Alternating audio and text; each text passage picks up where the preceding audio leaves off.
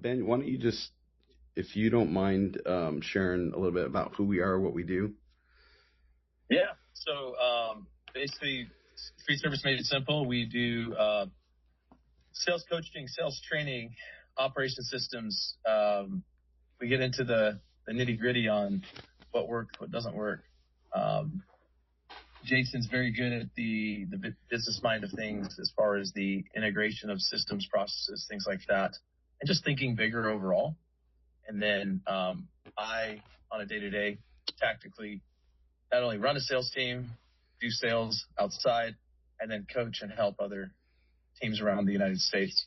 So the coaching part of it is it's actually rewarding, pretty cool, because we've come to realize that it's not only trees.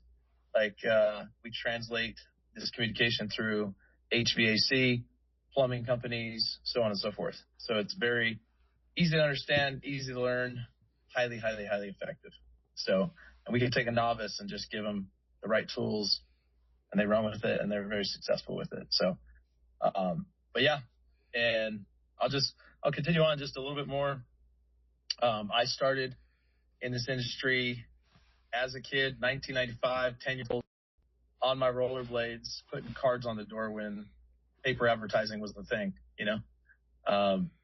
and literally just kind of grew up around the tree industry and said, there is no way I am ever doing this.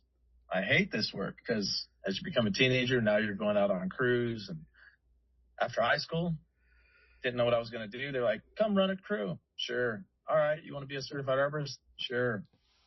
Kept rolling with it. Before I know it, I'm doing sales, and I was good, but I didn't know what I was doing. And then started learning training systems, processes, all of that right around 2015, 2016 was a start. And it's been absolutely amazing. Went from, I was an okay salesman selling 1.5 million. I was like, man, and my circle around me was like, oh, you're good. This is great. This and that. I didn't know what I was doing besides spend a lot of time with people and be nice and have a lot of tree knowledge, right? I didn't know what I was doing. So transition that into, oh, wow, there is something to this. There is a process here. There are things to do and not to do. And 1.5 million, 1.8 million, 3 million was out of sight. My biggest goal I ever had back in 2012 was $2 million. Man, if I can hit 2 million, I'm like the guy. Well, started learning. 2.5 became 3.5, became right at about 6 million is what I'm maintaining right now. So, and now I'm at a point where I'm just growing other guys. Even I'm not even trying to get that higher right now. I'm trying to do it with other people. So it's pretty cool. So yeah. Yeah, and some of the things that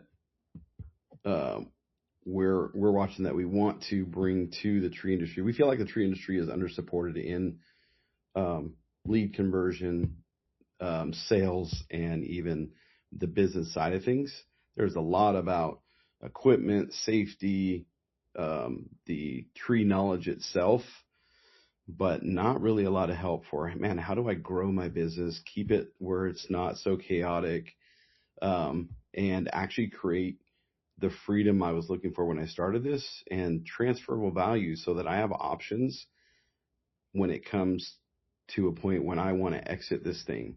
And whatever that exit looks like, whether I'm going to hand it off to maybe kids, to employees, sell it to private equity, sell it to a strategic partner that wants to bolt this onto their business, whatever that is for you, like that process starts now with just having, hey, what is the vision and how do I do it? And so, and the first step of that is, hey, we got to understand, how do we get leads and how do we get sales, right? That is the number one start before you can do anything. You can't even have, I remember when I first heard years ago, I heard this training and it was talking about customer satisfaction is not the priority. Getting a customer is the priority. And I was like, it was almost like customer satisfaction was thrown by the wayside, but that's not what they were saying. They were saying until you get a customer, you can't even improve what you're trying to perfect. And so it's a building block, and it's the right order of things, like So if I'm so worried, and I'm an ops guy by heart, like I think if I were the one trying to grow the company by myself, it would have been, I've been trying to make it way too perfect. It had gone slow and probably nowhere. Right. But you have to have some chaos, right? You have to create those new problems that you go solve to do that. Right. And so, but this is where it starts. So, yeah, Sean. Uh, so can you hear me all right? Yes, sir. Okay, cool. So Ben, I just had a couple questions for you because, Yeah. 6 million seems like a, pretty big number for probably a lot of guys. Yeah. With the math on it, I mean, you're averaging like 24 grand a day every day of the week. Yep. Is that about right? Yep. That's absolutely right. So I'm just curious what kind of leads you're running, like how many leads are you running in a day, and then what's your closing rate, and then what your average ticket size is in order to hit those numbers. Yeah. So I'm running basically between 6 and 8 leads a day. So we'll average it at 7. Okay. My conversion is about 87%. Okay. Close rate. So, and yeah, I'm going to be doing somewhere around, an average ticket is anywhere for 4,500 to 5,500. That's an average ticket. Some of those tickets I'm doing though, they're 12,000. And the next one I go to is 1,500. You know what I mean? So, but an average overall. If you would have told me 5 years ago that was possible, I'd have said, you're smoking something, man. There's no way. Like, unless you're doing massive commercial, there's no way you'll ever do that residential. No way. I didn't believe it.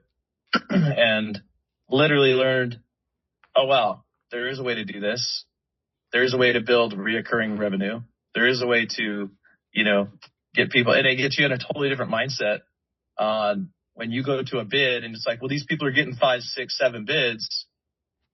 They're just a bunch of price shoppers and they just want to compare apples and apples. Well, if I present a pumpkin, why did they go with my pumpkin? Because I learned how to build the value. And I'm actually solving their issues. Whereas a lot of times these guys are going in and they're just like, oh yeah, well, we're professional. Well, we're the best. Well, we have insurance. We have a contractor's license. And yeah, that's what everybody said, dude. It's great. How'd you find out that that's even what they want to do? Right. So there's times I'll go in, client wants a bid on a removal. I'll actually not remove the tree. We'll trim it. We'll treat it. We'll put them on a program. We get way more revenue out of that client because they really didn't want to remove it. But 2 other guys said, oh, you can't help it. I was like, maybe they couldn't help it, but here's the possibilities. So just a lot of limiting beliefs that people have, and it's based on just knowledge, stuff they don't have. It's, hey, there are other possibilities out there. It's not all about fertilizing trees. It's not all about, this guy has a crane and I don't. Yeah, so what? So it's getting down to the nitty gritty. What does the client want? So, and when you're able to figure that out, your sales automatically go up. Because I used to think, oh, it's all a price game, right? If they like me more and I'm just a little bit higher than the other guy, I can get it for more. I used to believe that. Well, they can like me all day long and I'm $100 less and they don't use me. What happened? I never got to the problem they're trying to solve. So figuring that out with the proper sales process is amazing. So, and that's what we're teaching in the sales workshops. So that makes sense. The 6 million seems like a really lofty target to be hitting, but then when you actually break it down, it's like, well, you're just being productive every hour of the day, 5 days a week, and the average ticket size. I mean, it's not unrealistic. That's like my average ticket size is 6,500. We do a lot of work in the woods. So I mean, we just get access to larger jobs than most residential companies do. And then, I got my sales guy going. He's doing the same ticket size. So it's like, a good process is duplicatable. Like it's something that you can pass off to somebody else.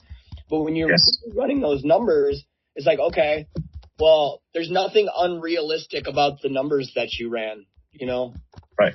So, I guess I had a couple of follow-up questions, and this is, I don't know how much you do or are involved in the marketing side of things, but in order to be getting, like 40 leads a week, that's like 160 leads a month. I mean, what does that look like as far as budget goes, conversion from lead to appointment, cost per lead, cost per acquisition, that type of thing, if that's in your wheelhouse? Yeah, I can so speak it to is. that. I dabble in it.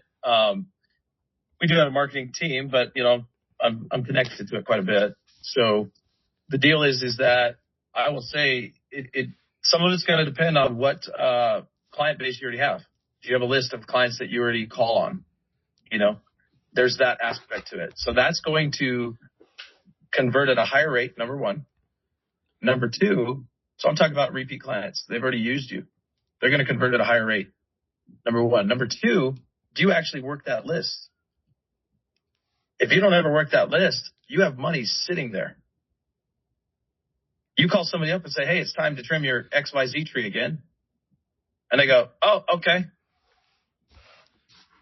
You're probably 95% going to go close that deal, right? Versus Angie's comes in with a lead, Home Advisor comes in with a lead, Google Ad gives you a lead. Maybe not. Maybe you got 5 other guys you're bidding against, 5 different opinions, right? So that's going to skew that. So we do that very heavily. So my office will generate on average about 37 leads a week from our client base. That is just outbound calling repeat clients. Okay. That's not inbound.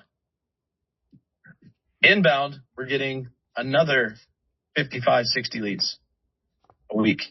So then it's learning how do we convert the ones that just came in? Man, I called these people from Angie's. They already hired somebody. What's up with that? I just had to pay $150 for that, $100 for that. That's ridiculous. So learning how do you convert that? Speed to lead. How do you do that? Right? So to answer your question, I've got people producing at an average based on their pay. They get a little commission if if the actual job sells, because I want my people doing outbound calling. What's that? I'm sorry. Somebody say something? I don't think so. Oh, I just heard an interrupt. That's fine. But no, I want my people that are outbound calling my list, I want them creating a sellable estimate. Not just put a bunch of people on my schedule and I can go give them a high five. That doesn't help. Yeah, that's a waste of everybody's time. Oh, it's time to come out and look at your trees. Well, yeah, good. We love it. Right. And nobody wants that. A couple of things too. Yes. on marketing leads is there's a way to bake into your contract, right? Your proposal, and even your sales process on recovering that cost of acquisition, right? Right. So the more you can focus on cost of acquisition, recover that quickly, maybe even advance. And we have some pretty cool ways that we do that, of things that we already would offer that don't take us a whole lot more time. So, and that money is specifically now going to go back and get us another lead. It's baked in. It's not used for any other purpose. We know, that's the thing, is we know our numbers. We track all our data, all the relevant data.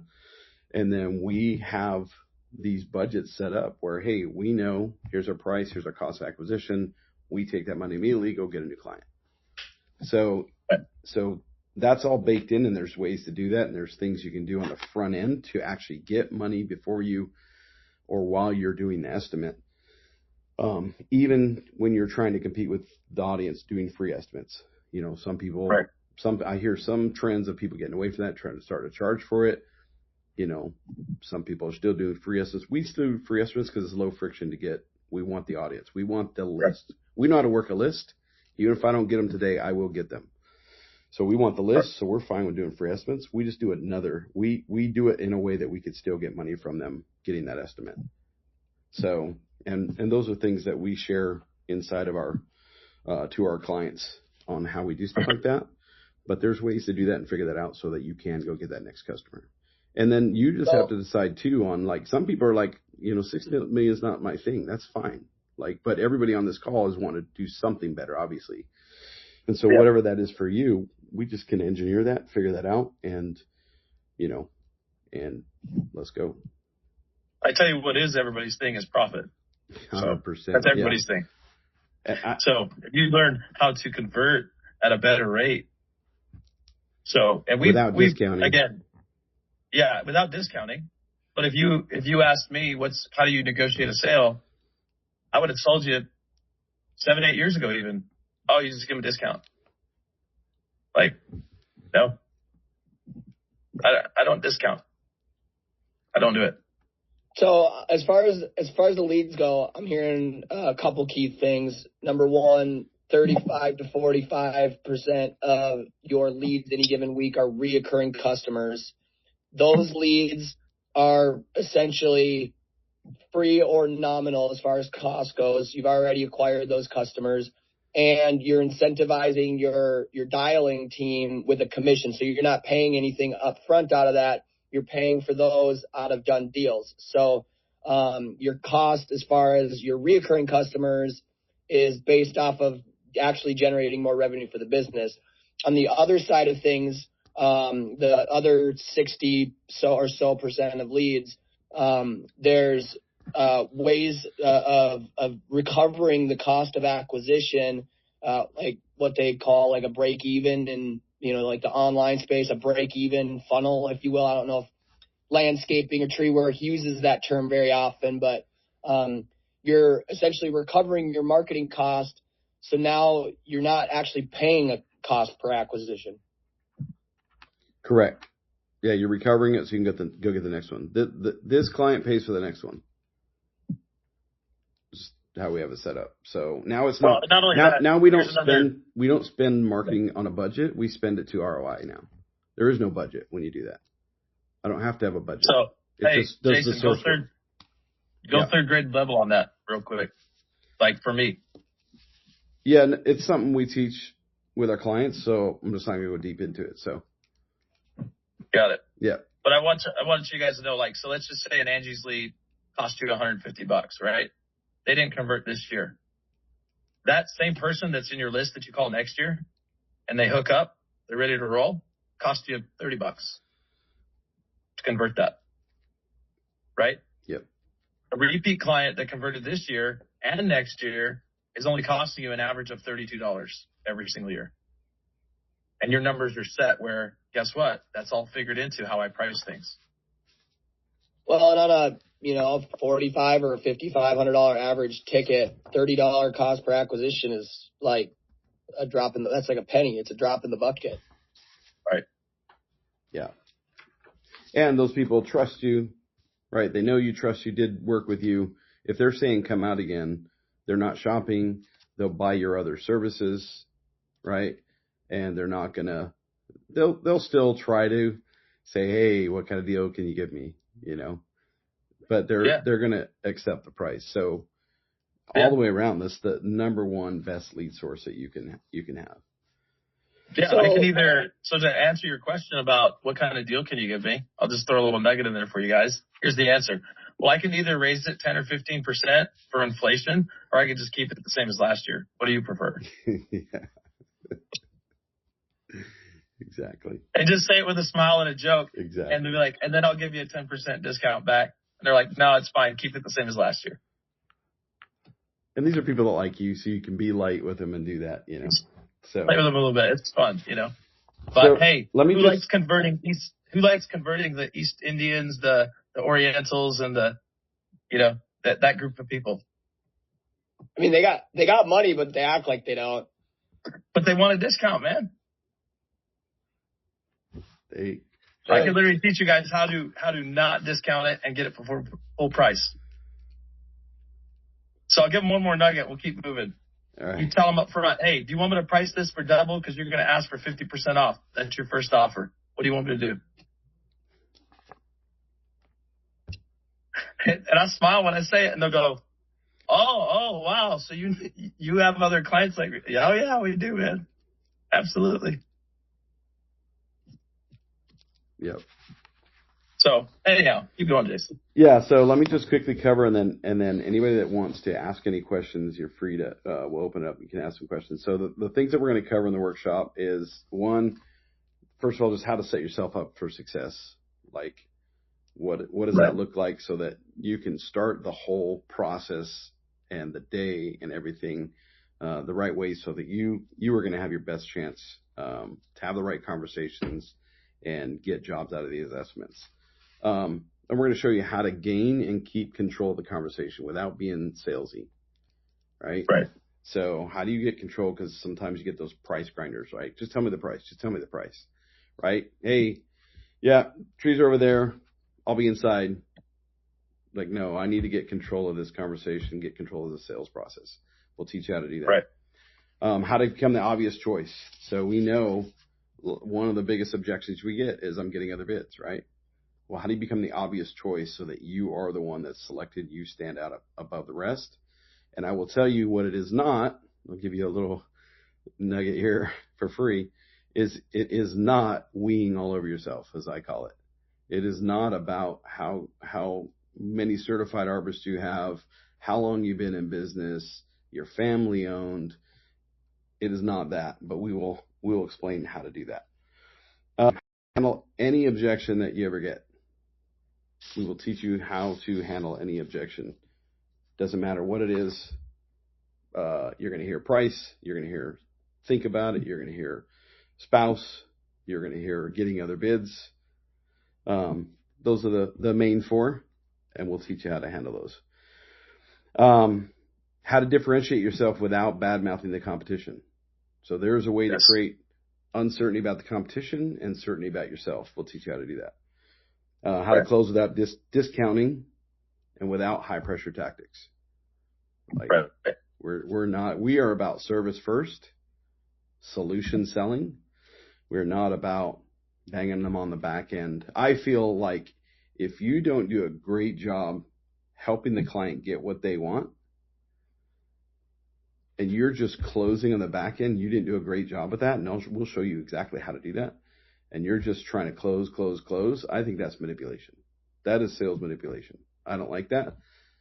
But if I've done a great job to where they know exactly what they want, why they want it, and how bad they want it, then I don't feel bad about, hey, you are best to get this from us. If I'm a great company, I'm a great guy, I have integrity, I know I'm going to stand behind my work. I may not be perfect. I might have a guy that has a bad day and there's something happens on the job. I know I'm going to stand behind that. I don't know what they're going to get from chucking the truck down the street. Now, if you're on the call and you're chucking a truck, I apologize. I don't see any chucks here. But you know what I'm saying? Like, I don't know what they're going to get. So there's an obligation, I feel, to them as a professional to say, hey, you don't know who to choose from Adam. I know exactly what you're trying to accomplish. This is the right move for me. Yes, it benefits me, but or this is the right move for you. Yes, it benefits me, but this is the right move for you because your money's safe. And so how do I go through that conversation to help them think through that process? How to follow up and not get ghosted. A lot of people, they give their price, never hear from anybody. We'll talk about that. Obviously, how to sell a drive-by. What's that? How to sell a drive-by estimate where nobody's home. Yep, I didn't have that. I meant to put that in there. Yes, we will teach you how to sell a drive-by. Meeting points are better, but you can't always get them. There is a way. There's a process. There's a way to do drive-bys that's very successful. Some people do, and some people don't want to do plant healthcare. Mostly they don't do it because they think it's difficult. We have a way. Snake oil. Yeah. So we also have another class where we teach how to do plant healthcare simple, get it off the ground, or build up what you already have, and ridiculous. But if you are going to do it, you need to know, hey, how do I even bring it up? Especially if things look good. How do I bring it up, and then how do I sell it? We will teach you, this is a game changer for your business. We'll teach you how to sell subscription-based recurring service. So, Sean, you mentioned the word recurring. So I call it repeat. So when we call a client to say, hey, it's not do you want to get another bid, right? But if our outbound lead gen are calling them to try to find interest and put an appointment on the board, that's repeat. It's not recurring. what we think of recurring is someone that's on a subscription type based scenario. I will tell you that is the number 2 valuation builder for your company. So if you're ever 2 different things distinguishing the two. One is a repeat customer. The other is a reoccurring customer. Exactly. Where they're getting a regularly scheduled service. That is a singular deal, but there's reoccurring revenue there, right, as opposed to a repeat customer where you actually got to put in the work to regenerate that appointment again. 100%. Okay. Yeah. So your number, the first value hitter is building a company that's non-owner dependent. That is the first thing that builds value to when you want to transfer that value to someone else. If you're trying to give it to your kids, obviously if you give it to your kids, you still have to get money out of that to retire, right? If you're going to give it to your employees, you still got to get money out of that so you have something, right? So it doesn't matter when and where you exit, you have to build a company that has transferable value. Number 1 thing is non-owner dependent. Number 2, value builder to get the most multiplier is having recurring subscription-based services. So we will teach you how to do that. It's a game changer. And then we will do a live sales demonstration for you so you can see what that looks like. So, and then most of the time when we do these, there are people that definitely want to role play. And so you will get a chance to role play scenarios and work through some of your own situations that you run into and just kind of feel it and see it. And that way, when you go home, like you can actually apply it. So that's kind of what the workshop's all about. I'd like to hear any questions that you guys have. So I've got one kind of summary. I mean, obviously I led with, hey, Ben, what are your numbers? Cause like $6 million feels like a lot to me. I mean, I do about a little over 250. I have 0 employees. I use subs when I need them. I run my own equipment, feed the wood chipper with the excavator. I'm just a one-man band, and I like it like that. And so 6 million feels like a lot to me. But when I asked you the numbers, you're doing sales full time. I'm doing everything full time. You're wearing 1 hat. I'm wearing 8 hats. So like first thing I asked you is, how do you get to 6 million? What does that actually look like? And when you showed me your numbers, you're like, oh, well, that's actually pretty reasonable. Yes. Sorry, 1 second here. Let me real quick, Sean. This I think this will be helpful for everybody. Does anybody want to look at their numbers besides Sean just to see what this might look like? Is there anybody that, like, some people are kind of like, I don't want to talk, but if anybody is, they want some information. I'd like to go through your numbers. I can show you a calculator what that looks like. So I just ran some numbers real quick. Hang on, Sean. Let me see if there's anybody else that.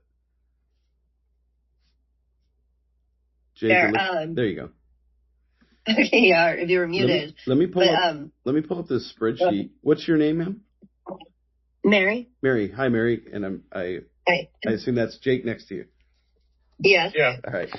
So you guys can you see my spreadsheet? Not really. No? Okay. Okay. Well, I can run through it and just tell you what's on it, but I'm just going to show you what happens if we can increase Jason, can you maybe zoom in just a little bit? Maybe it'll make the words and the text a little bit bigger. Let's see what I can do here. Yeah. Good. So how many? So it was Mary, right? Yeah. Okay, Mary, how many leads are you guys running a day right now or a week? Maybe 4. 4? So 4 a week. Okay. Yeah. And it's just 1 sales rep. Is that 4 a week? Yeah. What? Is that for a week, you said? Yeah. 4 a week. Okay, so let me do this. Maybe more. This is my calculator. Yeah, about that.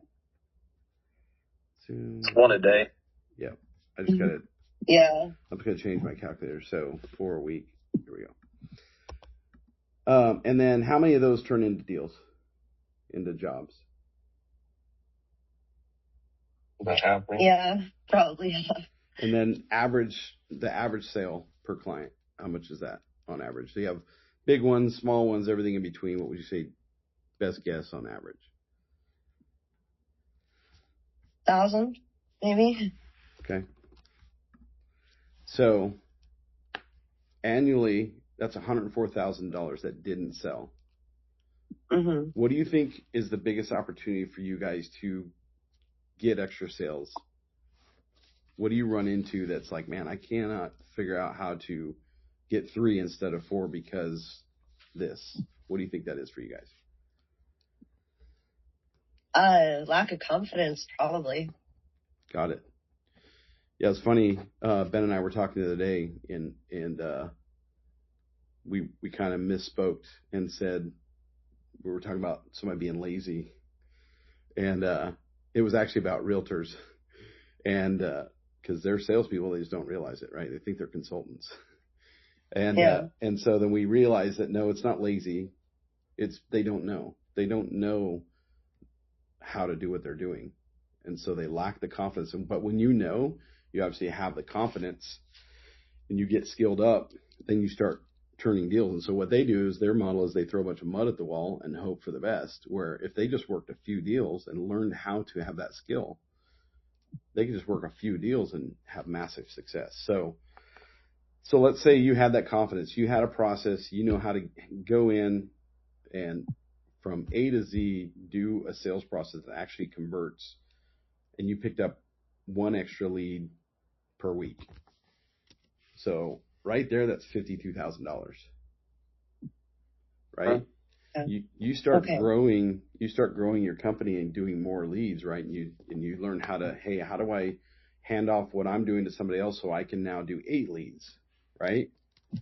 Well, now you start picking up 2, that's $104,000, right? And all you did was change your skill level and confidence. You have to do anything else. The leads are already coming in, right? The customers are in front of you. It's just, hey, I just need to get my confidence up. And confidence comes from information. That's right. Like people say sales breed sales. It does, but really training and role playing builds success. Those wins give you the confidence to go back and say, I'm going to keep doing that sales and the sales training and role playing because it has this effect, because I'll get rusty. Training plus role playing equals confidence. 100%. Yeah, and then application. You got to have application, because some people train role playing and then don't do it. They default to what I was comfortable, the conversation I was comfortable in. So, but the role play is the magic thing, right? The role play takes the training and helps you get comfortable with doing it, because you're repeating it with somebody and you're bouncing off and like, okay, now when I get in that situation, it's in my head. I've rehearsed it. It's no different than a musician, a singer, a sports person, an actor, right? They all have a script. Yeah. They practice that script way before the camera turns on, right? They step on the court. They are drilling, rehearsing, right? So they are ready for game time when it's game time. Yeah, to put it in perspective a little bit, I want to practice on my fellow coworkers. I don't want to practice on clients. Literally.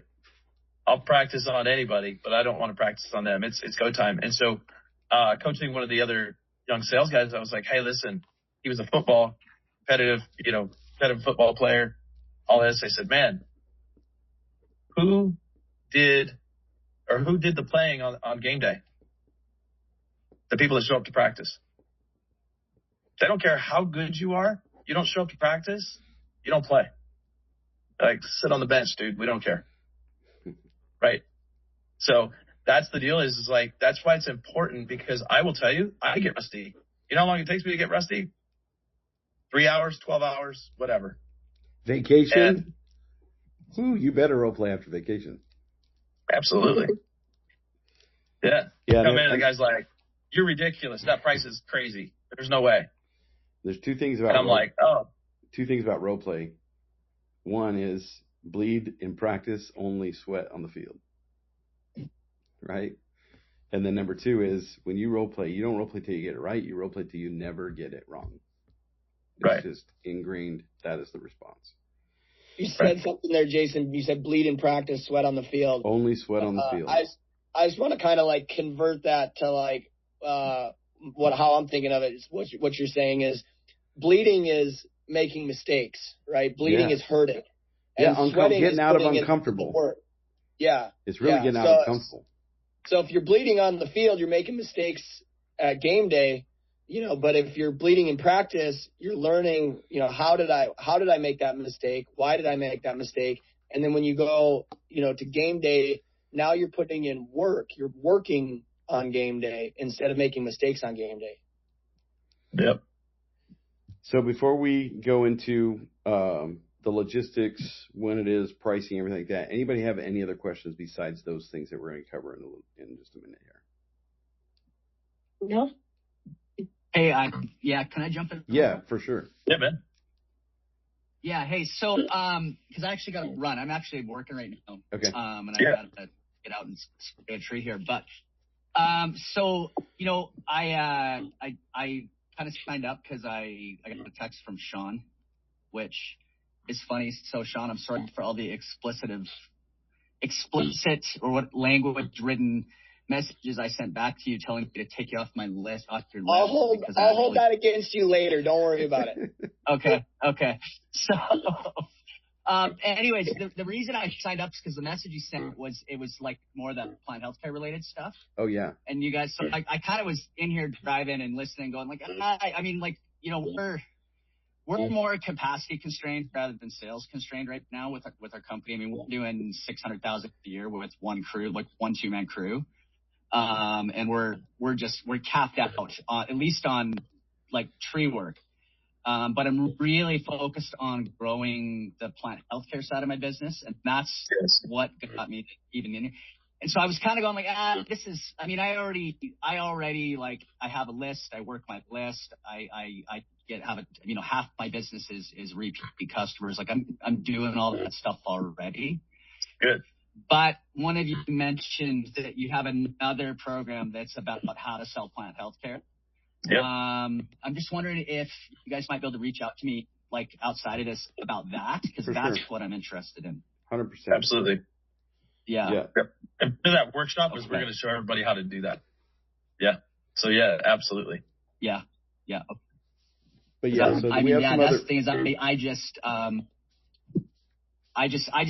I need to like quadruple my plant healthcare sales. So.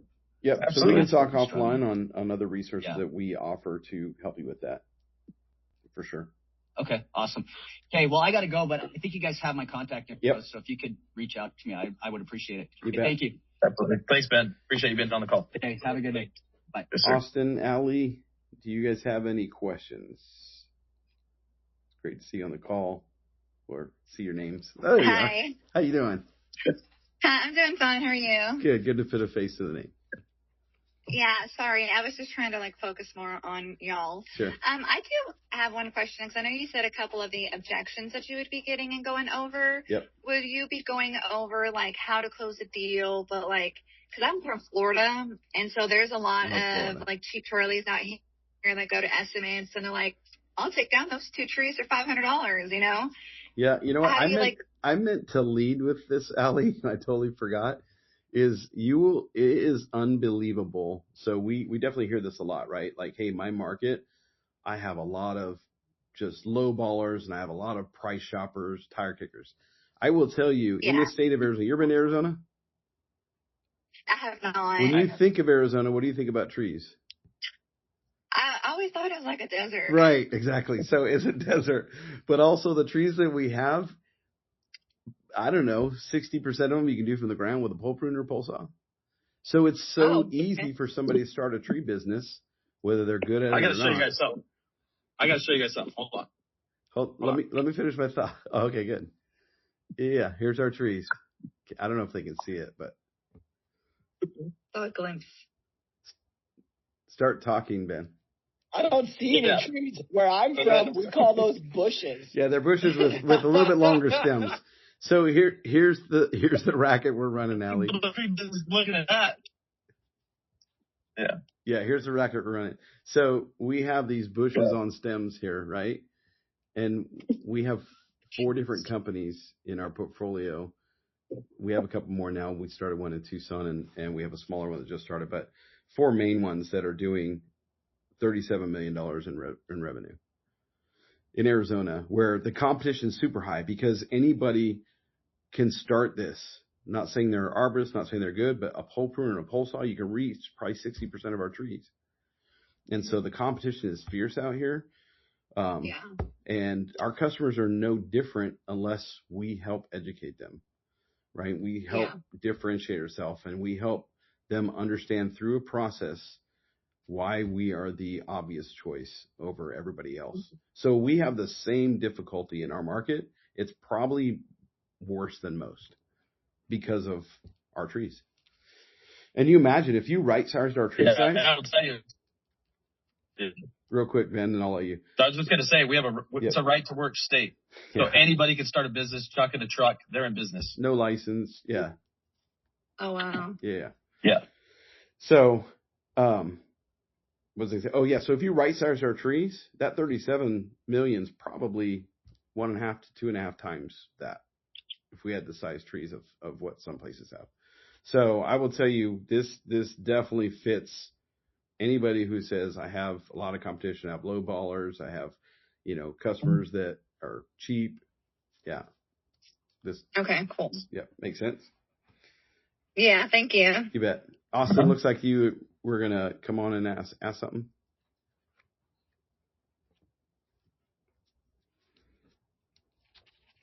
You're on mute. There you go. Yeah. So, I'm sorry, I lost my train of thought for a second. No worries. I get a lot of people in the quotes that they had other tree companies in the past do stuff for like next to nothing, and then my quote's ridiculous. Yep. And I was wondering how you guys go about handling that. Yeah. So the first thing that you have to understand is they had people do that before for less money, right? Yeah. Why are they calling you? It's the first thing you got to know.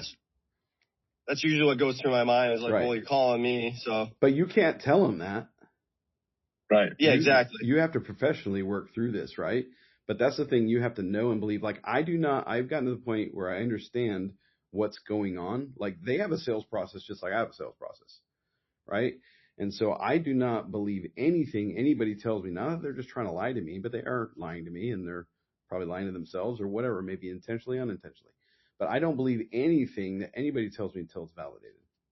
That is just the number one filter is whatever you tell me, whatever, it's data, but it doesn't mean anything, right? Okay. And I am I have to be unreasonable sometimes and reasonable sometimes. Here it's reason. It's like, okay, you had that, but why aren't you going back to them? There's something about them that you didn't care about that you wanted to find somebody else. Here's what happens most of the time is what they want is they want you because they know you're going to do a better job based on the conversation. They just want you for their price. But because they got what they got for that price, they think that company just didn't do the job that they paid for. What really happened was that company didn't charge enough so they could do the right job. Right? So that's the psychological thing you have to know is going on.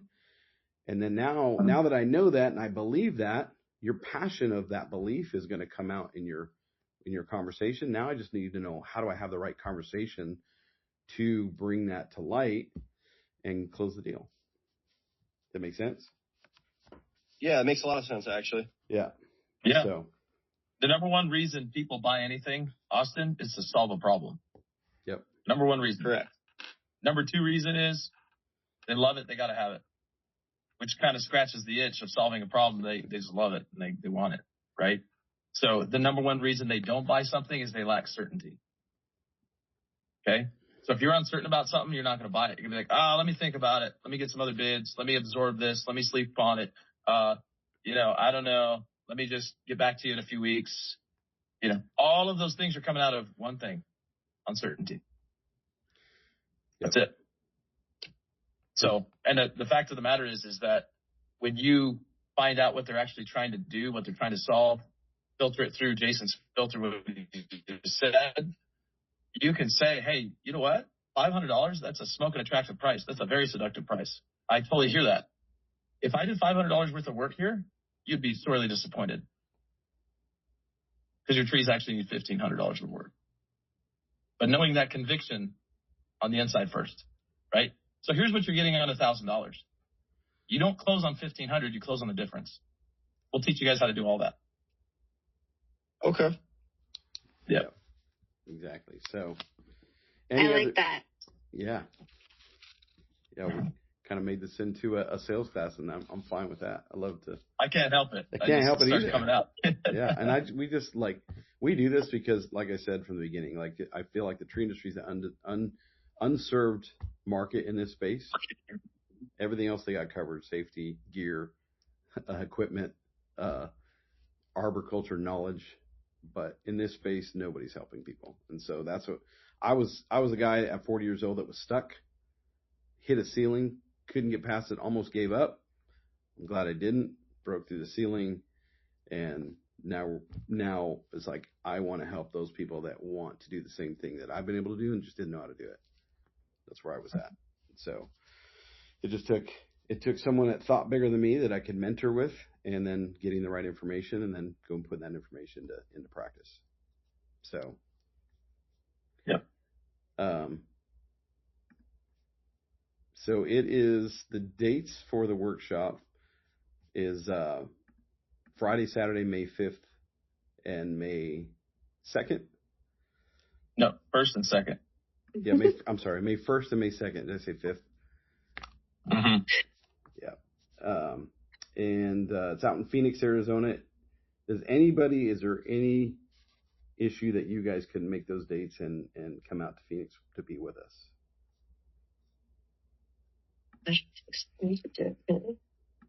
Yeah. Yeah.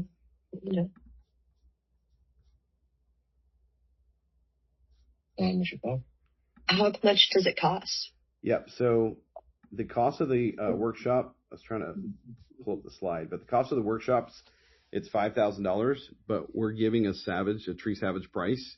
It's $19.97. That's per person. And so we would give you the link and the coupon code to get that price. And we're doing this because Sean and I have known each other for 3 years. We've kind of collaborated on some things. You've come out here. Yeah, I think it's been at least 3 years. Met you in Phoenix when we were down there for an event, 2 events, a sales event and also aerial rescue class. And then we came out, we toured your facilities, saw the truck that you had rocking and rolling, met the managers. We were there. Hey, you saw our operations, huh? Before the butt crack of dawn, you guys start and roll out early. And everything's just humming along. I mean, you're running the business, and the business is, essentially running itself, so you're just doing high level stuff. And, I do all of the stuff. I do it for therapeutic reasons. So it's really refreshing to be able to see how you guys do things and, how you guys roll out and all that stuff. So yeah, I think it's been about 3 years now, and we've been in touch ever since. Yep. So, so we just wanted to make that introduction with Sean's followers and give you guys that opportunity to come out and just kind of, give back to this community that's, like I said, underserved. So let me throw this up here. It has the QR code. So this is it. Normal price $5,000, but we're doing $19.97. So when you go to the QR code, you're just going to use the coupon code Tree Savage 526, which stands for May 2026.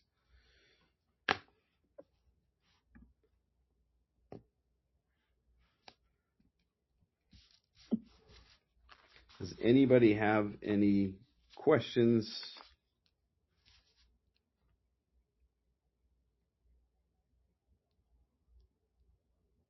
When would we need to pay it by to be enrolled in that? Yeah, so we do have a room that seats 25 people. It's probably pretty close to half full right now. We do have a lot of interest of people that couldn't make this call that want to be on it. I don't know what that looks like. And this isn't a pressure play. It's just legitimately a limitation thing. But if we need to work something out offline, we can call and maybe reserve your spot with something, but we just have some clarity on what that looks like from you. Okay. Yeah, that'd be good to talk about. Yeah. Okay. Allie, Austin. Is this like a one-time workshop that y'all are hosting? Will you be doing it again in the future? I mean, we do these every once in a while when we see the demand and people want to through this. What we also have, the follow-up for this is we also have a group coaching call. So we have actually a library of sales training. So this really helps set the stage and understand the entire process and get some help with just understanding where do we start, what does it all look like? Because if you just start with the library of training and our coaching calls, you won't see the big picture at first. So this really cements that. So we'll bake that. If you signed up for like the coaching and the sales training, we would bake this in anyway where you'd have to pay for it, but then you're waiting until the next one. And those are kind of random that we don't have them scheduled. That makes sense. Okay. So we're just in Florida. What's the biggest hesitation or thing that's in the way of you getting out here in Phoenix?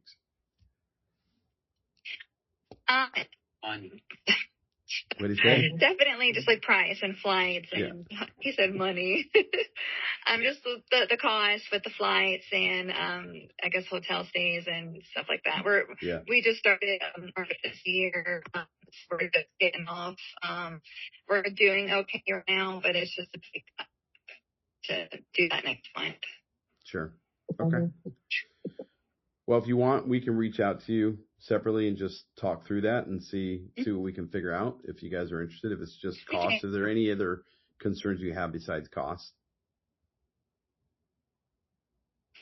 I don't think so. They've got 3 groups, but I'm sure we could work something out with them. Okay. But the dates would work. You could figure out But I think the cost right now. Okay. Yeah. I think and something I want to do is close the deals for future clients. Got it. Perfect. Well, we'll reach out to you. We have your information, so we'll reach out to you and we'll work through that and see what we can try to help. Austin, how about you? Appreciate it. No, I'm pretty good. I just got to run this by my boss and see what he says. Got it. And other than running it by your boss, see what he says, any other concerns you have about coming? The dates work? Anything else that would keep you from coming? No, the dates would definitely work. There's no really other concerns besides that. Got it. And so you'd want to see, hey, you're going to flip the bill so that we can get some more sales on the board? Yeah, absolutely. That's basically it. Got it. No, that works. If he says, hey, yeah, I'm not going to invest in that, I don't know what it is, then what? I'm definitely going to suggest against it because I think it'd definitely be worth the investment in the long run. Got it. And you do sales for that company? Yes. This was actually my first week. Before that, I was a foreman for the company. Got it. Are you on commission? You on straight pay? What does that look like? I have a salary and I'm on commission as well. Okay. What's that commission rate? It varies off of how well the guys perform, but it's anywhere from 5 to 12%. Got it. And you run a full schedule right now? Or are you doing it full time? Yeah, full time. I'm doing averaging about 8 quotes a day, 5 days a week. Okay, 8. So of those 8, how many do you think turn into jobs every day? Well, this week I did roughly around 40, and I closed probably about 20% of them on site. Got it. So let me just do this real quick with you. 8 deals. What's that? 8 deals out of 40 on site. Yeah, no, I know. I'm just going to pull up that calculator again because it makes it real simple.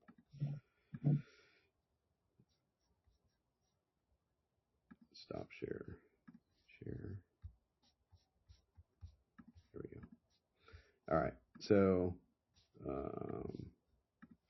8, 1 sales guy. Whoops. 1 sales guy. Sorry. And then how many of those turn in deals? What was that? number, Ben? 8. You said 20%. So 8. Okay, thanks. And then average, what's your average sale? Thinking about all the ones that are big, small, everything in between. Probably averaging around 3K. 3,000. Okay.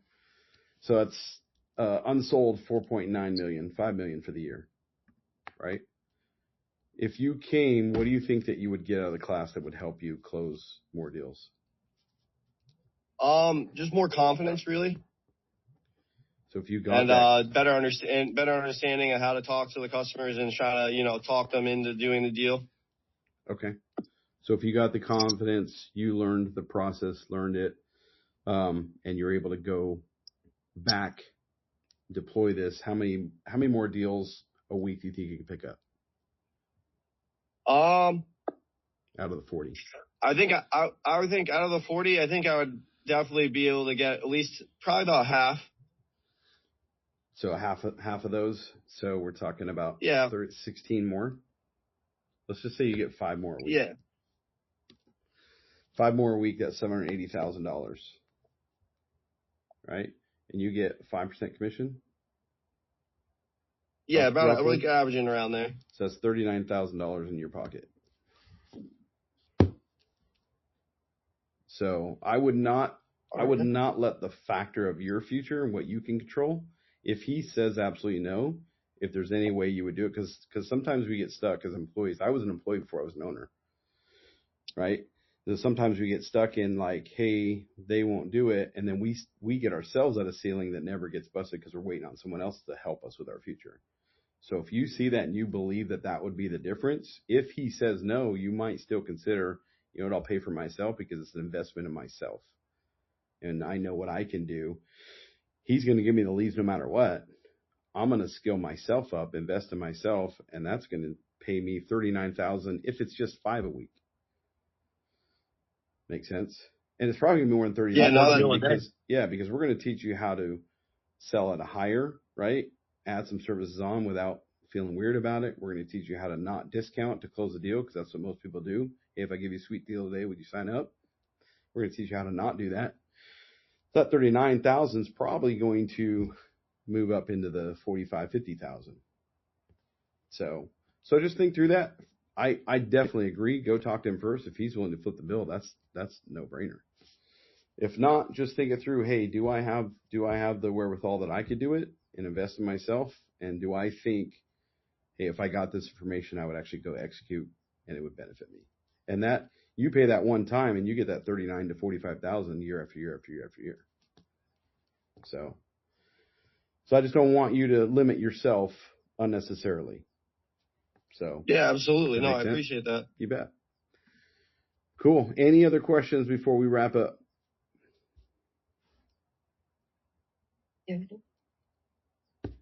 No. All right. Well, we'll be reaching out to you guys, and then Austin, we'll reach out to you. When do you think you'll talk to your boss about this? I'm going to call him today a little bit. I know he's actually out doing some quotes himself right now. He likes to take Saturdays. So I think he's done around 1:30. So I'll probably call him around 2:00. Perfect. The number that when you registered, is that your cell? Yes. Okay. I'll shoot you a text. Once you talk to him, just give me a buzz today and let me know what the status is. Sound okay. Good? Perfect. If I don't hear from you, I'll just follow up with you as well. You're where? What? I'm in Griswold, Connecticut. Connecticut. Okay, so you're 3-hour difference for me. Perfect. I won't call you too late if I don't hear from you, but I'll follow up if I don't hear from you. Okay, thank you. Appreciate it. I have a question for you, Austin. Yeah. What problem does it solve for your boss to pay for your training? Just landing more leads. It would solve that for him. Landing more jobs. So he can grow his business, right? Absolutely. He can work on the business, not in the business? Yeah, that was the whole point of putting me in the position I'm at, so he can do other things. Hey, do you want your Saturday back, boss? I got a $2,000 solution for it. That's a very good way to go about it. Hey, Austin, I'm just curious. Does he know that you're on this call right now? Yes, he does. Cool. Good. That's good. That helps. Sweet. Well, if he did that, he's probably likely to invest in you as well. It's not a huge cost. I know it's not peanuts, but it's not a huge cost. It might be something that he's like, you know what, let's do it. I want you to kill it so I can do my thing. So hopefully that works out. If not, you still have a path. So. Alrighty. All right. Any other questions before we wrap up? Good. Well, I appreciate everybody's time. Thanks for taking your Saturday to learn more, and we hope to see you in Arizona. We'll reach out to everybody a little bit later. All right. Thank you so much. Thanks. See y'all. Thank you.